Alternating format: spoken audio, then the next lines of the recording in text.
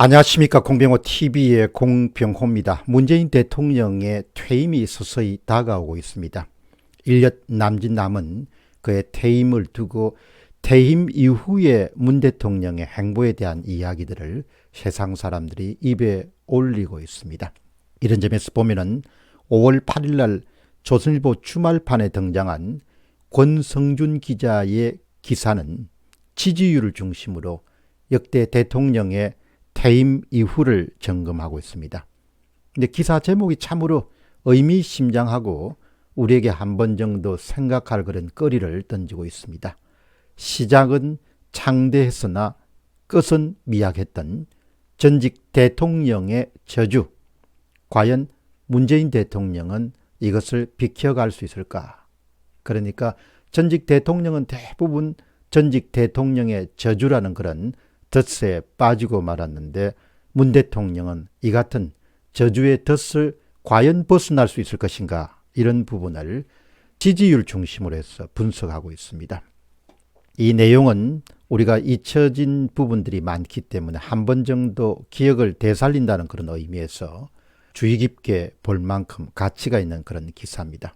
첫 번째는 모든 대통령의 시작은 창대했지만 끝은 언제나 미약했고 볼품이 없었다. 문재인 대통령을 비롯해서 1987년도에 대한민국이 직선제를 도입한 이후에 대부분의 대통령들은 예외 없이 이와 같은 그런 행보를 그려왔다. 두 번째는 문 대통령은 2017년 5월 취임 직후에 조사에서 84%의 지지율을 기록했지만 이 기록은 아주 이례적이고 높습니다. 왜냐하면 김영삼 전 대통령의 인기가 아주 피크를 칠 때, 절정을 기록할 때 기록한 지지율 83%보다 높기 때문입니다. 하지만 임기가 1년 남짓 남은 지금을 기준으로 보면 그 높았던 지지율은 마치 정발된 것처럼 온데간데 없이 사라지고 말았다. 세 번째는 정치권에서는 문재인 대통령 역시 대통령 지지율의 저주라는 그런 아주 오랫동안 관찰돼 왔던 그런 현상을 피해갈 수는 없을 것이다. 그런 예측이 유력하게 지지를 얻고 있다는 것입니다. 네 번째는 가장 극적인 사례가 김영삼 전 대통령과 박근혜 전 대통령입니다. 하지만 두 분 모두 다 최악의 임기 말을 맞고 말았습니다. 예를 들어서 김영삼 전 대통령의 경우에는 한 번도 경험하지 못한 그런 경제 위기인 IMF의 환란의 외환 위기가 덮치면서 지지율이 퇴임 시에는 6%까지 떨어지고 말았습니다. 박근혜 전 대통령 역시 임기 4년 차에 이른바 최순실 스캔들이 터지면서 지지율이 4%까지 기록한 상태에서 어려움을 당하고 말았습니다. 낙폭은 덜했지만 이명박 전 대통령 역시 임기 초에 52%에서 임기 말에 23%까지 지지율이 완만하게 하강세를 계속해서 그리는 그런 모습을 드러내고 말았습니다. 다섯 번째는 문재인 대통령은 전임자들과 분명히 좀 다른 것이 있습니다. 이 부분은 우리가 특별하게 주목해 봐야 될 부분입니다. 두 번의 선거를 압승한 이후에 문재인 대통령의 지지율이 단기간에 큰 폭으로 하락하는 그런 기현상이 발생했다는 것입니다. 2018년도에 지방선거 직후에 6개월 만에 20%가량 하락했습니다. 2020년도 4.15 총선 후에는 석 달 만에 지지율 20%가 빠졌습니다. 결국 4월 7일 보궐선거 참패로 이어지고 지지율 이탈이 가속화되면서 결국은 30%가 무너지는 29%까지 기록하게 됩니다. 자, 이 문제를 우리가 어떻게 보겠는가? 역대 대통령과 달리 문재인 대통령은 선거가 끝나자마자 뭔가 큰 폭의 지지율 낙폭이 있었다는 이야기는 선거의 정직성에 문제가 있었다는 그런 의심을 해볼 수 있는 또 하나의 근거가 됩니다. 아니면은 다른 하나는 여론조사에 문제가 있었던지, 어떻든 선거든 여론조사든 간에 정직하지 못했던 그런 것이 아닌가라는 그런 의심을 하기에 충분합니다. 어떻게 역대 대통령은 한 번도 관측되지 않았던 선거가 끝나면 몇 달 만에 대통령 지지율이 수십 %인지 그렇게 큰 폭으로 떨어지느냐. 이 같은 부분들은 또 새로운 관측지입니다. 그리고 지지율은 대통령의 퇴임 이후를 가늠할 수 있는 하나의 참고 자료로서 도움이 됩니다. 그러나 역시 중요한 것은 그가 재임 중에 어떤 일을 했는가, 이런 부분이 아주 중요합니다. 그러니까 지지율이란 것은 일종의 참고 자료고, 그가 권력을 쥐고 있는 동안 합법적인 일을 했는가, 또 불법적인 했는가, 정상적인 일을 했는가, 비정상적인 일을 했는가, 무리수를 얼마 뒀는가, 이런 부분들이 퇴임 이후의 행보에 큰 영향을 미칠 수밖에 없습니다. 아마도 문 대통령의 재임 중에 그런 성과와 행적에 대해서 바라보는 사람마다 큰 차이를 보일 것으로 보입니다. 친문 진영에 가담하고 있는 소수 사람들은 어려운 여건 속에서도 대통령이 선전했다, 문정부가 선전했다, 이런 후한 평가를 줄 것입니다.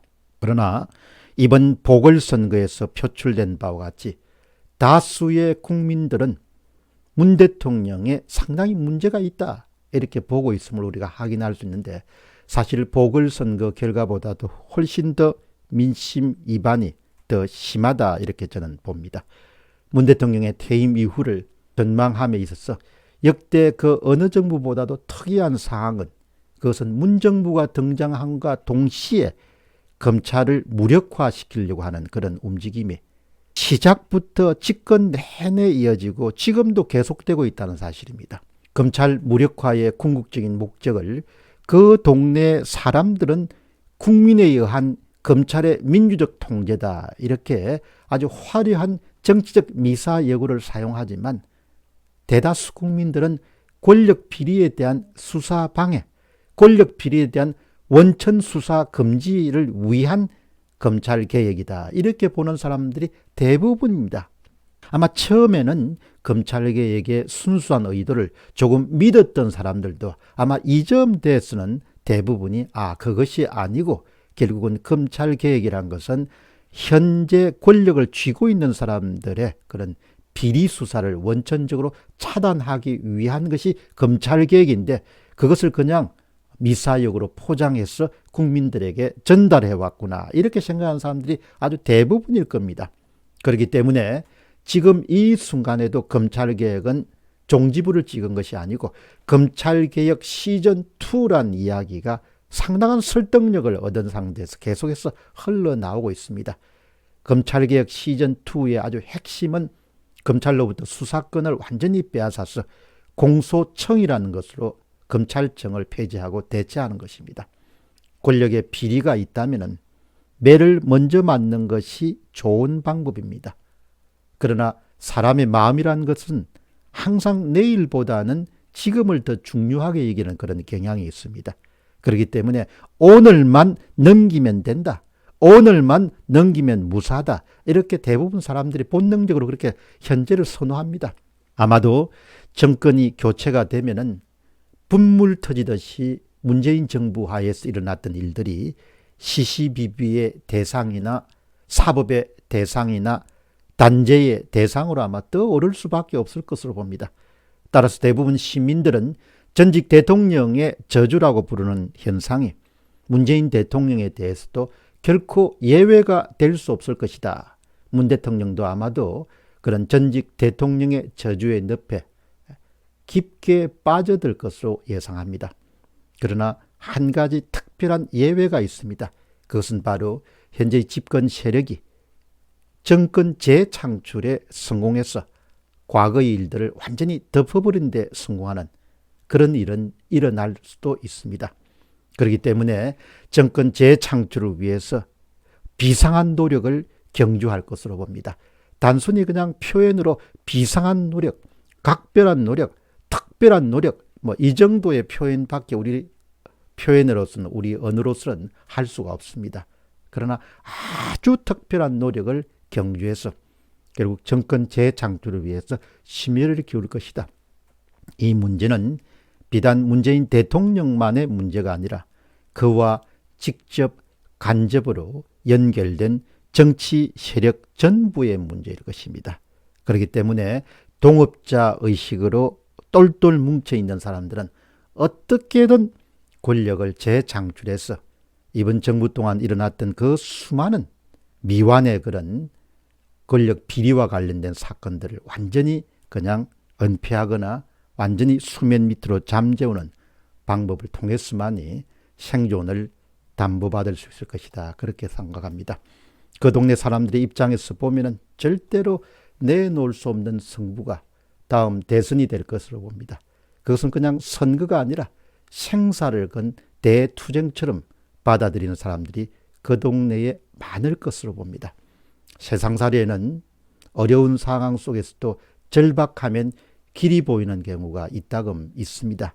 그런 점에서 보면은 차기 대선은 대한민국의 미래를 결정하는 분수령이 될 수 있을 뿐만 아니라 그 동네 사람들의 미래를 결정하는 또한 한판의 대승부가 될 것으로 봅니다. 공병호 TV의 공병호였습니다. 감사합니다.